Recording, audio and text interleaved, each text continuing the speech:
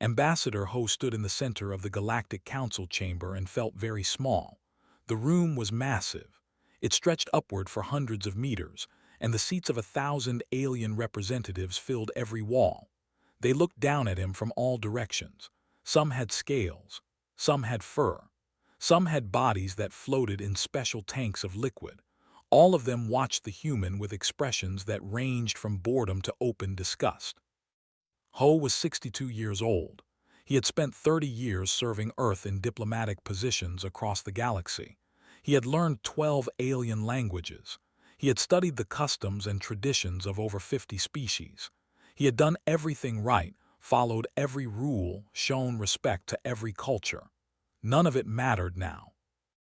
"The human may speak," said High Chancellor from his elevated platform. Was a species with pale blue skin and 4 arms. His voice carried easily through the chamber, translated into 100 languages by the technology built into the walls. Ho took a deep breath. His hands were shaking, but he kept his voice steady. "High Chancellor, honored members of the Galactic Council, I come before you today to request assistance. For the past 3 years, the Empire has attacked our colony worlds along the Outer Rim. 17 colonies have been destroyed. Over 2 million human beings have died." He paused, letting the number sink in. 2 million lives, surely that meant something. "We have tried to negotiate with the," Ho continued. "They refuse all communication. They destroy our ships without warning. We are a young species. Our technology is not advanced enough to defend ourselves against their weapons. We ask the Council for the protection that membership should provide." The chamber was silent for a moment. Then Elder began to laugh. Was ancient, even by alien standards. His species, though, could live for thousands of years. He sat in a special chair that supported his thin, brittle body, but his voice was still strong and his laughter echoed through the chamber. 2 million, said when he stopped laughing. "You come here crying about 2 million deaths. My species lost more than that in a single afternoon during the Third Expansion War, and we did not run to others begging for help." Ho felt his face grow hot. "With respect, Elder, your species had fleets of warships and centuries of military experience.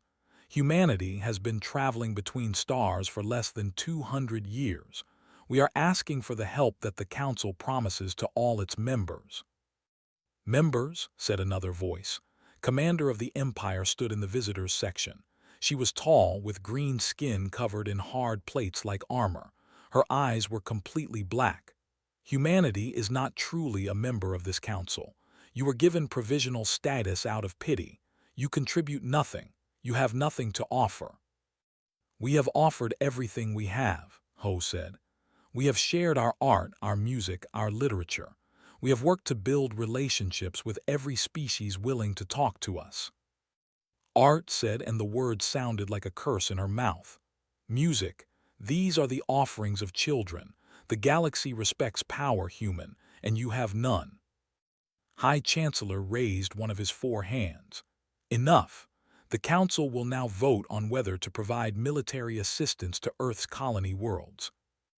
Ho watched as the voting began. Each representative pressed a button on their seat. A massive display showed the results in real time. Red lights for no, green lights for yes. The chamber filled with red. Not a single green light appeared. 1,000 species, and not one of them voted to help humanity. Even the smaller, weaker species that Earth had tried to befriend voted no. They were too afraid of losing the Council's favor. "The vote is complete," announced. His voice held no emotion. "The Council declines the request for military assistance. Furthermore, Earth's provisional membership status is hereby revoked. Humanity has proven itself incapable of contributing meaningfully to galactic civilization." The words hit Ho like physical blows. Revoked. They were being thrown out. After everything they had done, everything they had tried to build, the galaxy was rejecting them completely. Elder spoke again. "Perhaps it is for the best. Humans live such short lives, 80 years, 90 at most. What can such creatures truly understand about the universe? They are gone before they can learn anything of value. They are like insects, brief and insignificant. Laughter spread through the chamber. Not all the representatives laughed, but enough did. The sound filled the massive room and pressed down on Ho from all sides. He stood there and let them laugh. He let the sound wash over him and through him, and something changed inside him. The fear and shame that had been building in his chest transformed into something else, something cold and hard and patient. When the laughter finally died down, Ho spoke. His voice was quiet, but the chamber's technology carried it to every ear. "I understand now," he said. "We came here as friends seeking justice. We believed that the galaxy would recognize our value if we only proved ourselves worthy. We were wrong." He looked up at High Chancellor, then at Elder, then at Commander. "Earth will remember this day," Ho said. "Every human being will know what happened here. They will tell their children, and their children will tell their children. For as long as humanity exists, we will remember how the galaxy treated us when we needed help." He turned and began walking toward the exit. His footsteps echoed in the sudden silence. "We leave now," Ho continued without looking back. "Not as friends who were rejected, but as something else entirely. Something you cannot imagine because you think we are insects, brief and insignificant." At the door, he paused and turned one last time. "Insects can be very patient," he said, "and there are always more of them than you expect." He walked out of the chamber and did not look back again. On the shuttle leaving the council station, Ho sat by the window and watched the massive structure grow smaller. His aide, a young woman named Bai, sat beside him. She had tears on her face. "What do we do now?" she asked. Ho was quiet for a long time. The council station became a dot of light among the stars. Then even that disappeared. "We go home," he said finally, "and we build." "Build what?" Ho turned from the window. His eyes were dry. The shame was gone from his face. Only the cold, patient something remained. "Everything," he said. "We build everything." Earth left the council, only to return with 1,000 fleets ready for battle. Part 2: The Silent Years. The galaxy forgot about humanity. It happened slowly, over years and then decades. The Galactic Council had more important matters to discuss: trade agreements, border disputes, the endless political games that species played with each other. Earth was a small world on the edge of nowhere, populated by creatures who lived and died in the blink of an eye. Why would anyone remember them? But Earth remembered everything. On the day Ambassador Ho returned home, every government on the planet received his full report. They read about the laughter. They read about Elder calling humans insects. They read about the 1,000 red lights. And for the first time in human history, every nation agreed on something. Never again. The United Earth government formed within 3 years. Old rivalries were set aside. Old hatreds were buried. The species that called humans insignificant had given them the one thing they needed most: a common enemy, a shared purpose, a reason to stand together. General Jin was 40 years old when the transformation began. She was small and quiet, with sharp eyes that missed nothing. Before the humiliation, she had been an intelligence officer, skilled at gathering secrets. Now she was given a new mission. "We need to know everything," said the new Earth president. "Every ship design, every weapon system, every weakness, everything the galaxy knows we must know." Jin built her network slowly and carefully. She recruited agents from human traders who still traveled between the stars. She found aliens who were unhappy with the Council, species who had been mistreated or overlooked. She created a web of information that stretched across the galaxy, invisible and patient. One of her best sources was an alien named. He was the same species that had been attacking human colonies, but was different. He believed his empire was cruel and wrong. When Jin's agents found him, he agreed to help. My people have become monsters, told her through an encrypted channel. Perhaps your people can stop them someday. I will give you everything I can.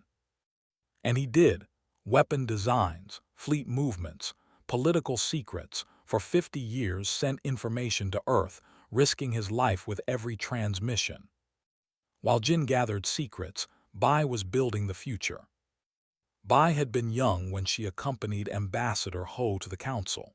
She had watched the vote with tears in her eyes, but the tears had dried, and in their place was a burning determination. She became an engineer, then the greatest engineer humanity had ever produced. The aliens think their technology is superior, Bai told her team. And right now it is, but technology is just knowledge applied to problems. We can learn, we can improve, we can surpass.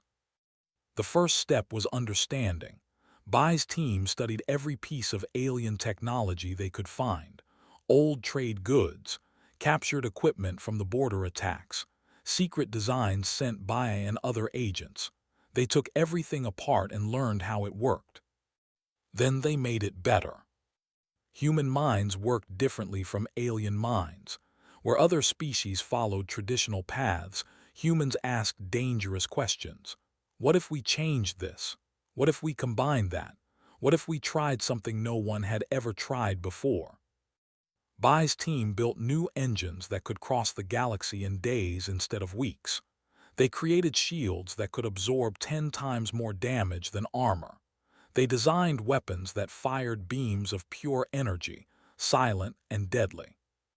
But building the technology was not enough.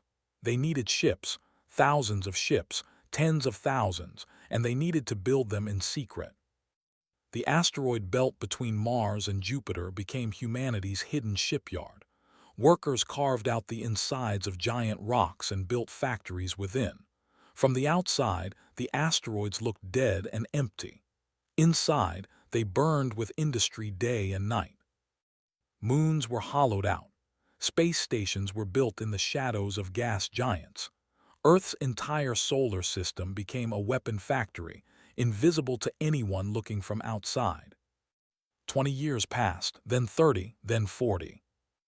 A new generation grew up knowing only the stories. Young Hana heard about the humiliation from her grandmother, who had been alive when Ambassador Ho walked out of the council chamber. Hana was 10 years old when she first heard the story. They laughed at us, her grandmother said. They called us insects. They said we would be forgotten. What did we do? Hana asked. Her grandmother smiled. We became what they feared. We became strong. Hana joined the military academy at 18. She trained harder than anyone in her class. She learned to fly the new ships that Bai's team had designed. She became the best pilot of her generation. By the time she was 30, Hana commanded a warship called Eternal Dawn. It was one of 1,000 ships hidden in the darkness of space, waiting for the day they would be needed. 45 years after the humiliation, Ambassador Ho was dying. He was 107 years old, kept alive by the best medical technology humanity could create. But even that technology had limits. His body was failing. Bai came to visit him one last time. She was old now too, in her 70s, but her mind was still sharp. She brought a holographic display and activated it beside his bed. I wanted you to see this, she said. The hologram showed a ship. It was massive and beautiful, designed with clean lines and elegant curves, but it was also clearly a weapon of war. Its hull was covered with gun ports and missile launchers. This is the first of the new class, Bai said. We call it the Redemption. There are 999 more being completed right now. By next year, we will have 1,000 fleets, each with 100 warships, 100,000 vessels in total. Ho stared at the hologram. Tears ran down his wrinkled face. I never thought I would see it, he whispered. You made it possible, Bai said. When you walked out of that chamber, you gave us a purpose. Everything we have built started with you. Ho reached out with a shaking hand and touched the hologram. His fingers passed through the image of the ship. Promise me something, he said. Anything. When the time comes, remember why we built this. Not just for revenge, not just to prove them wrong. He looked at Bai with eyes that still held fire despite his age. We built this to protect, to save lives, even the lives of those who laughed at us. Bai took his hand. I promise. Ho died 3 days later. His grandson, a young officer named Park Sung, stood at his funeral and listened to the stories of the humiliation. He memorized every detail. He carried them in his heart like precious stones. 50 years after the Council rejected humanity, the galaxy still thought Earth was silent and broken. They were about to learn how wrong they were. Earth left the Council, only to return with 1,000 fleets ready for battle. Part 3: The Storm Gathers. Commander stood on the bridge of her flagship and watched the burn. 50 years of planning had led to this moment. The Empire had grown tired of the Galactic Council's weakness. They were tired of endless debates and meaningless votes. The strong should rule the weak. It was the natural way of things. Report ordered. The orbital defenses are destroyed, said her second-in-command. The fleet is scattered. High Chancellor is broadcasting surrender requests on all channels. Smiled, her black eyes reflected the explosions happening far below. Let him beg. Let the whole galaxy hear the great begging for mercy. It will make our victory. The Council had been fools to ignore the for so long. They had talked and negotiated while built the largest fleet in galactic history. Now that fleet surrounded the most important world in known space, and there was no one left to stop them. Commander, said a communications officer, the High Chancellor is asking if we will accept their surrender. Tell him I will consider it, said, after we have reduced their cities to ash, after their population has been cut in half, then perhaps I will consider it. She turned back to the viewport. The planet below was beautiful, covered in blue oceans and green continents. Soon it would be a ruin, a monument to power. Begin the final bombardment, commanded.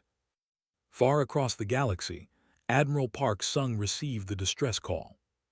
He sat in the command center of Earth's military headquarters, buried deep beneath a mountain. The room was filled with screens showing data from every corner of the solar system, every hidden fleet, every secret weapon, everything humanity had built over 50 years. Sung was 60 years old. He had gray hair and a face lined with the weight of responsibility. On his desk sat a photograph of his grandfather, Ambassador Ho. He looked at that photograph every day. Sir, said his aide, the transmission is coming from the— It is from High Chancellor himself. Sung felt something cold move through his chest.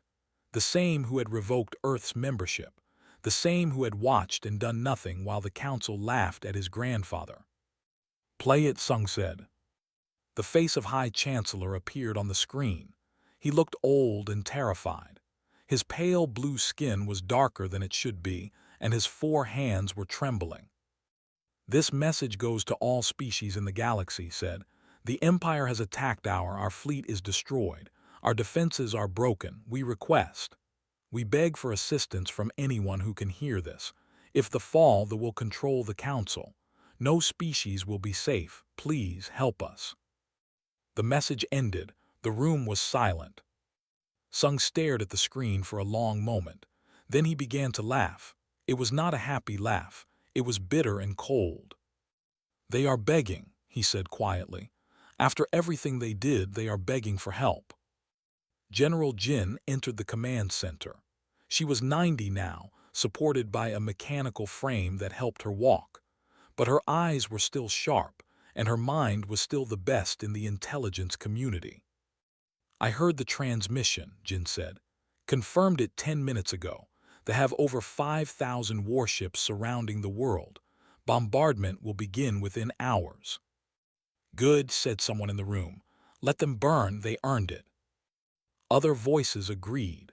The memory of the humiliation was still fresh, passed down through generations like a sacred story.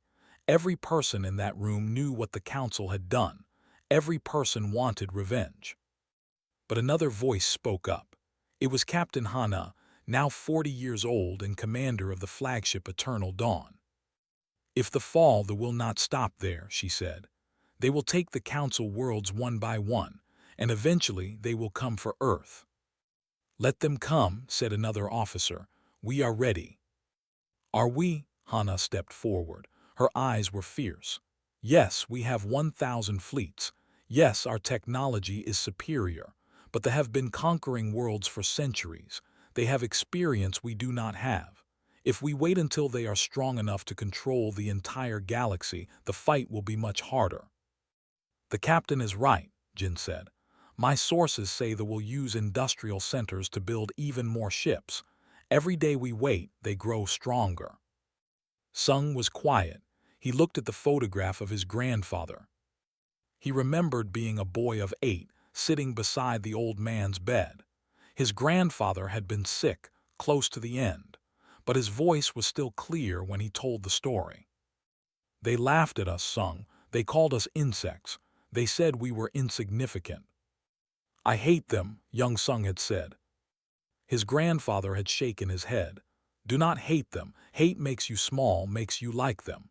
He had gripped Sung's hand with surprising strength. Be better. When you are strong, use that strength to protect, even those who hurt you. That is what makes us human. Sung had not understood then. He was not sure he understood now. But he remembered. Admiral Hana said, "What are your orders?" Sung stood up slowly. He looked around the room at the officers who served him. These were people who had trained their whole lives for this moment, people who had grown up hearing about the humiliation. My grandfather walked into the council chamber as a friend, Sung said. He asked for help and they laughed at him. They called us insects. They said we would be forgotten. He paused, every eye was on him. We built everything we have because of that day. 1,000 fleets, 100,000 warships, the most advanced technology in the galaxy. We built it all because they told us we were nothing. His voice grew stronger.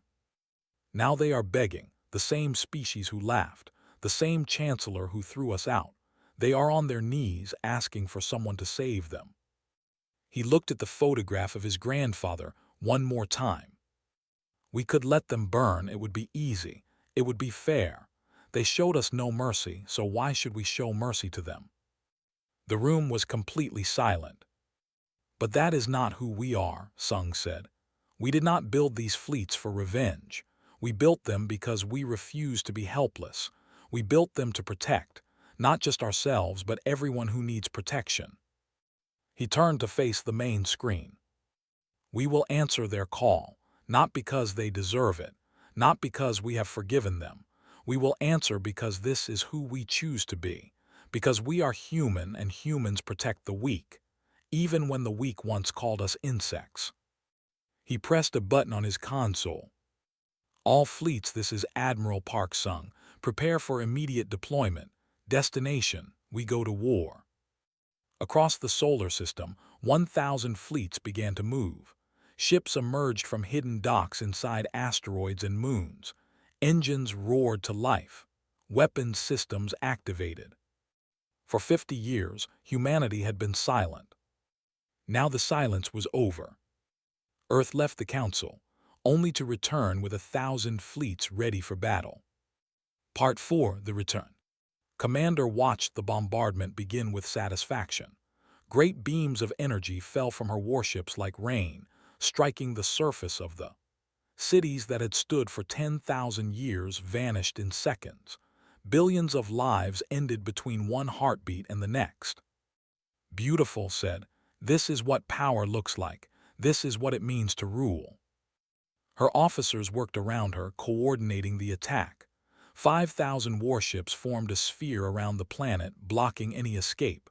The fleet was destroyed. Their orbital stations were debris. Nothing could stop the now. Commander, said her sensor officer, we are detecting energy signatures at the edge of the system. Frowned. Energy signatures? From what? Unknown, Commander. The readings are. They are very strange. Walked to the sensor station and looked at the display. There were thousands of signals appearing from nowhere. They seemed to be coming from Fold Space, the dimension ships used for faster-than-light travel. But no one could bring so many ships out of Fold Space at once. The calculations alone would take years. How many? Demanded. The officer's face was pale. I count over 100,000 ships, Commander. Impossible. No species has that many warships. The signatures are confirmed, Commander. They are real. Turned to the main viewport. For a moment she saw nothing. The stars were unchanged. The planet continued to burn. Then space itself seemed to tear open. Light poured through the cracks, brilliant white light that hurt to look at. The cracks spread wider and wider, forming a ring that surrounded the entire star system. And through that ring came ships. They came by the 1,000, by the 10,000. Ships of every size, from small fighters to massive battle cruisers that dwarfed anything they had built. They emerged in perfect formation, arranged in groups of 100, each group moving as one. 1,000 fleets, 100,000 warships, the full military might of humanity, revealed at last. Could not speak. She could not move. She could only watch as the human fleet took position between her forces and the world. Commander, said her communications officer, we are receiving a transmission. It is from the human vessels. Play it, whispered. The face of Admiral Park Sung appeared on every screen in the fleet.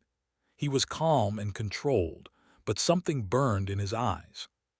This is Admiral Park Sung of the United Earth Fleet, he said. 50 years ago you told us we stood alone. You laughed at our weakness. You said we were insects, brief and insignificant. He paused, and when he spoke again, his voice was hard as steel. Today you will see what humanity built in solitude. You will learn what insects can do when you give them 50 years and a reason to be angry. Stand down your weapons. Withdraw from this system. This is your only warning.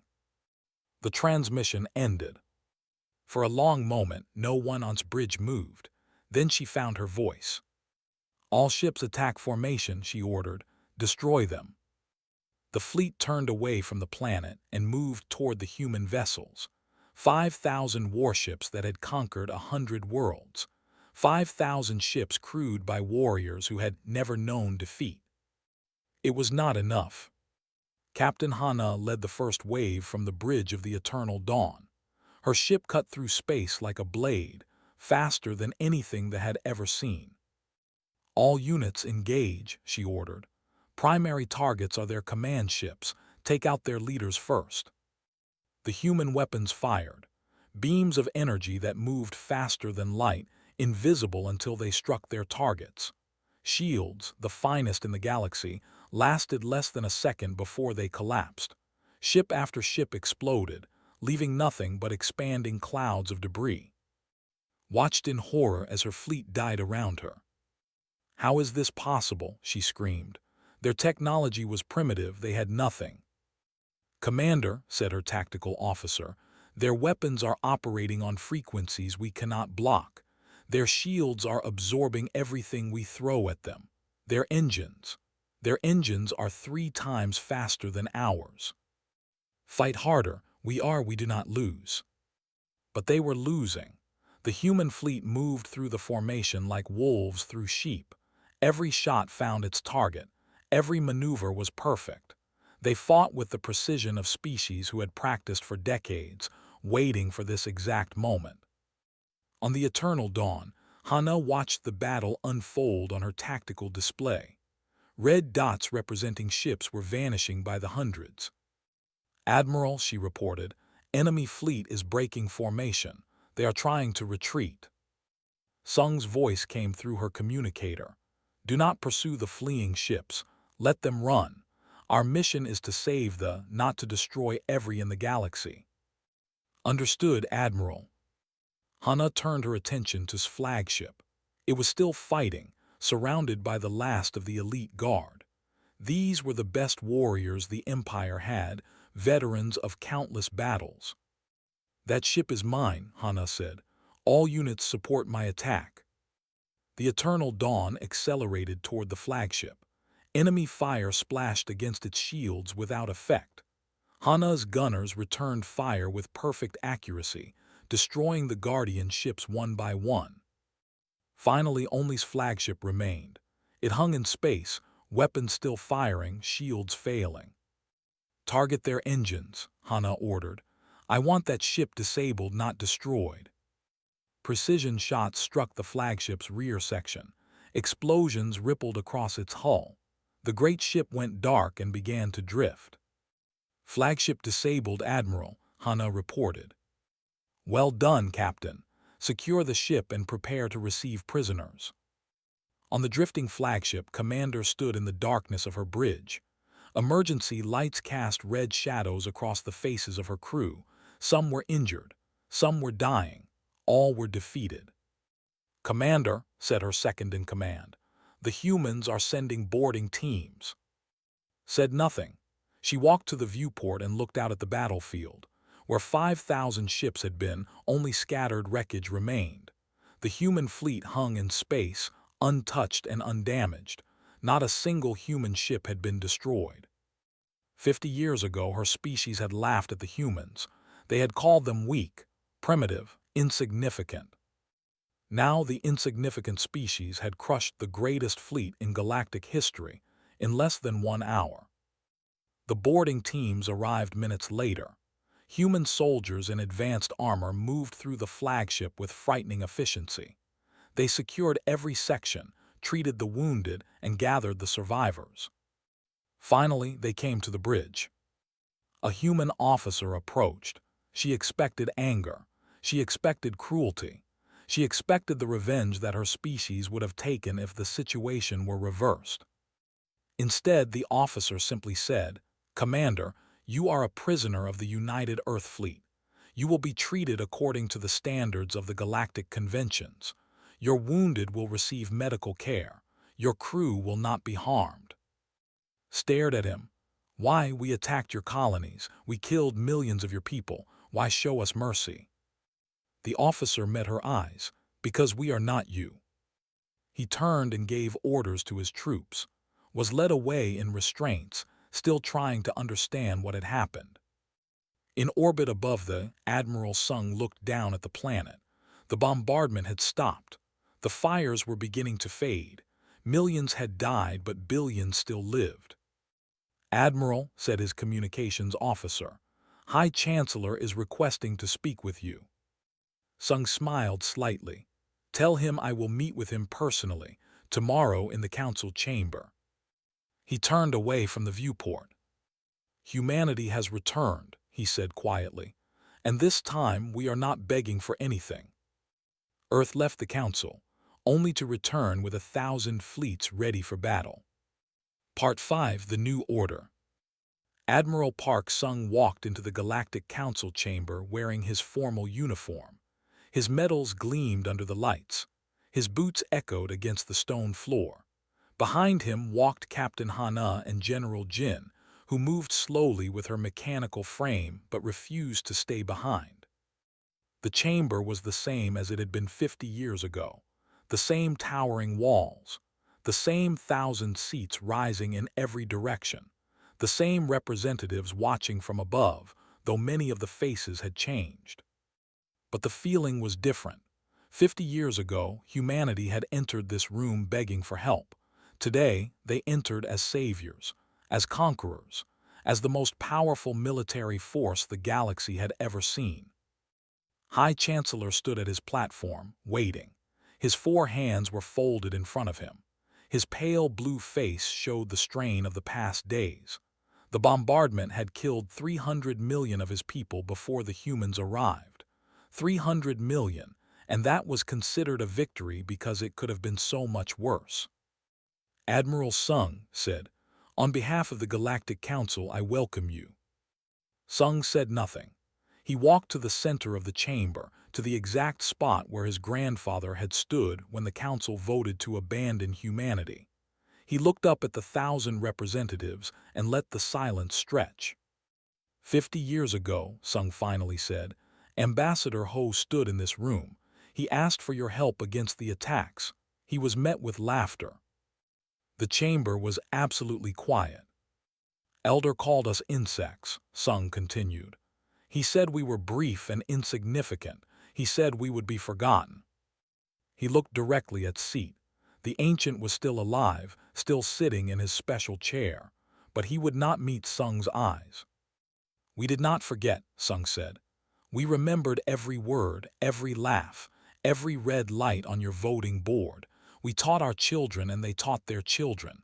For 50 years we remembered. He paused, looking around the chamber. And while we remembered, we built. We built ships and weapons that surpassed anything you could imagine. We built a fleet so powerful that it destroyed the Armada in 1 hour. 1 hour to undo centuries of conquest. That is what the insects accomplished in their brief and insignificant lives. The silence was heavy. Some representatives looked ashamed. Others looked afraid. All of them understood that the balance of power in the galaxy had shifted completely. High Chancellor stepped forward. Admiral, the Council recognizes the mistakes of the past. We failed humanity when you needed us. There is no excuse for what was done, but today you saved us. You saved millions of lives. For that, we are grateful beyond words. He bowed his head. We would like to offer you leadership of the Council, full authority over all member species. You have earned it through your strength and your mercy. Sung watched the Chancellor bow. 50 years ago, his grandfather had bowed like that, pleading for help. Now the most powerful species in the galaxy was bowing to a human. It would have been so easy to say yes, to take control, to make them pay for every insult, every injury, every moment of suffering they had caused. But Sung remembered his grandfather's words, "Be better, use your strength to protect, even those who hurt you." "No," Sung said. Looked up confused, "Admiral." "We did not return for power," Sung said. "We did not save your world so that we could rule it. We returned because even those who abandoned us did not deserve extinction." He walked forward until he stood directly before the Chancellor's platform. "Humanity does not want to control the Council," he continued. "That would make us no better than we want something else, something that should have existed from the beginning." "What do you want?" asked. "A true alliance, not one species ruling over others, not the strong ignoring the weak. An alliance where every member protects every other member, where no world, no matter how small or young, is left to die alone." He turned to face the chamber. "Earth will lead the military forces of this alliance. We have proven that we can protect the galaxy. But political power will remain shared equally among all species. The Council will continue, with new rules that prevent any single group from becoming like the—" He looked at Elder. "Even species who laughed at us will be protected, because that is the kind of galaxy we want to live in. Not one ruled by power and fear, but one built on mutual respect and genuine protection." The chamber was silent for a long moment. Then slowly the representatives began to react. Some nodded, some whispered to each other, a few even began to applaud. Stared at Sung with an expression of disbelief. "You could take everything. You have the power. Why would you choose this instead?" Sung smiled slightly. "Because power without wisdom destroys everything it touches. My grandfather taught me that. Humanity spent 50 years learning patience, learning to build, learning to wait. We also learned that revenge is poison. It feels satisfying, but it kills you slowly." He reached into his pocket and pulled out a small object. It was the ambassador's seal that his grandfather had carried to the council chamber 50 years ago.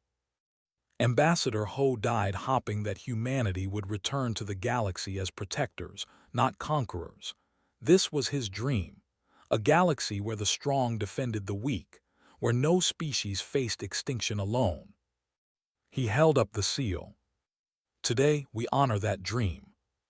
In the days that followed, the new Galactic Alliance was formed. Representatives from every species signed the charter that Sung helped create. Human military officers began training Allied forces in the tactics that had destroyed the fleet. Captain Hana was promoted to admiral and given command of the Alliance Defense Force. She spent her days teaching other species how humans fought, how they thought, how they turned weakness into strength. "You are all capable of more than you know," she told her students. "The galaxy told us we were nothing. We proved them wrong. You can do the same." The Empire surrendered completely within a month. Their remaining fleets were disarmed. Their leaders were tried for their crimes. Commander was sentenced to spend the rest of her life on a prison world, watching the galaxy change without her. But not all were punished. Envoy, who had risked everything to help humanity, was honored publicly. He stood in the council chamber and received the Alliance's highest award for courage. "You helped us when no one else would," Sung said, placing the medal around his neck. "You believed in us when your own people laughed. You are proof that goodness exists in every species, even those we think are our enemies." Bode, "I only did what was right. Humanity showed me that being right matters more than being safe." Months passed. The galaxy slowly healed from the attacks. Trade resumed. Borders reopened. Species that had feared each other for centuries began to talk, to cooperate, to trust. On Earth, Admiral Sung made one final journey. He traveled to a small cemetery outside the city where he had grown up. The graves were simple, marked with stone tablets, but one grave was special. Ambassador Ho, beloved father, grandfather, and servant of humanity. Sung stood before the grave for a long time. The wind moved through the trees. Birds sang in the distance. It was peaceful in a way that space could never be. Finally, he reached into his pocket and pulled out his admiral's insignia. He knelt down and placed it at the base of the gravestone. "We came back, grandfather," he said quietly. "We answered their call. We saved the ones who laughed at us, the ones who threw us out, the ones who called us insects." He touched the cold stone. "And we did it the way you wanted. Not with revenge, but with protection. Not with anger, but with strength. We showed them what humanity really is. Not our ships or our weapons, but our hearts, our ability to forgive, our choice to be better." The wind picked up slightly, rustling the leaves above. "I hope you are proud of us," Sung whispered. "I hope wherever you are you can see what we built, what you started." He stood up slowly and looked at the sky. Somewhere up there, beyond the blue, human ships patrolled the stars. They protected worlds that had once rejected them. They defended species that had once laughed at them. And they did it not because they had to, but because they chose to. Because that was what it meant to be human. Sung smiled and began the walk back to the transport that would take him to the stars. There was still work to do. There would always be work to do. But for the first time in 50 years, humanity was no longer alone. And the galaxy would never forget them again.